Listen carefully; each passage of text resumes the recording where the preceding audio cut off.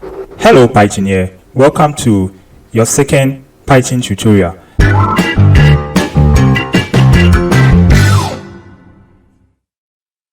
Now in the last video we looked at the Python programming language in general. We looked at what it is, we looked at its syntax, we looked at various applications and a whole lot of others.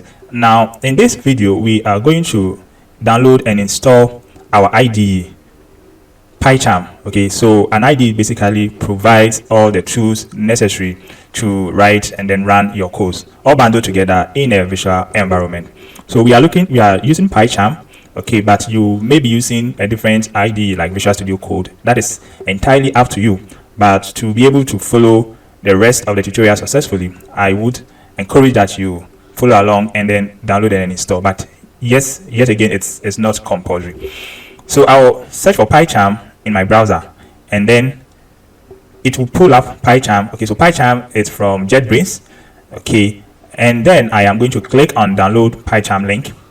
So I'll click and then on the download PyCharm link. Okay, so we do have the option to install for our operating system. Okay, so notice that I am using Windows. Okay, so Windows is officially it's selected, and then we have the version of PyCharm. Okay, so this version is as of the time that I am recording this video. And then we also have two main versions of the software. Okay, so we have the professional and then we have the community. Okay, so we are going to use the community edition. Okay, so before you download and then install our IDE, we will pause here and then we'll go to do something very important. Okay, so let's head back to the python.org website.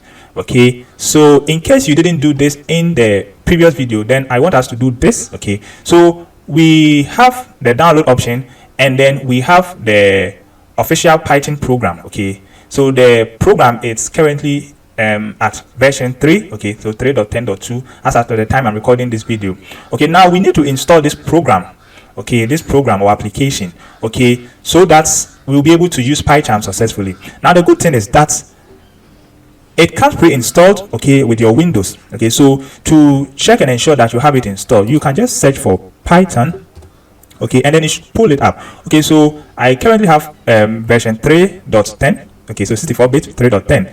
okay, so that means I am good to go, so I may not need to install it again. But then if your current installed version is way different, okay, so let's say if you have 2.7 or something, then you may have to uninstall and then install the current software or program. Okay, so once you have this done, then let's go ahead and then install our PyCharm community edition. So I'll click on download. Okay, and this should start to download my application. Okay, so I already have it installed. Okay, so I am going to cancel the program. So I will cancel the program, the installation. Okay, so go ahead and install, and then when you are done installing, let's continue when you are done installing. Okay, so great. Okay, so I have it installed over here. Okay, so this is my software, my PyCharm community. Okay, I have it installed here. So what I'm going to do is that I'm going to run the program. So I'll click to run the program. I'll click on run. Okay, so the program would verify. Okay, so Windows is going to verify the installer and the installation should begin. Okay, great. So I'll click on next and make sure you have enough space. So the space required for the installation currently is 1.2 GB. So make sure you have enough space and then you can proceed with the installation. So I'll check the create desktop shortcut so that I have the program, okay, the shortcut on my desktop. I'll click next, install, and the program will begin the installation. So the installation could take a few minutes depending on your computer. So what I'm going to do is I'm going to pause the installation, and then when it's done we will continue the video. Okay guys, so my installation is done. So I'll just check this, run PyCharm, and then I'll click finish. So this is going to start my PyCharm application. So I'll click on OK, and I won't import settings for now.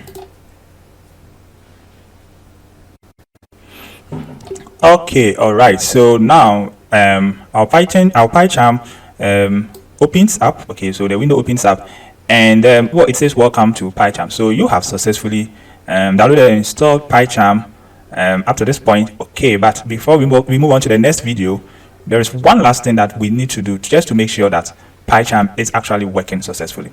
So what I'm going to do is that we're going to first start, okay, by testing, by creating a new project.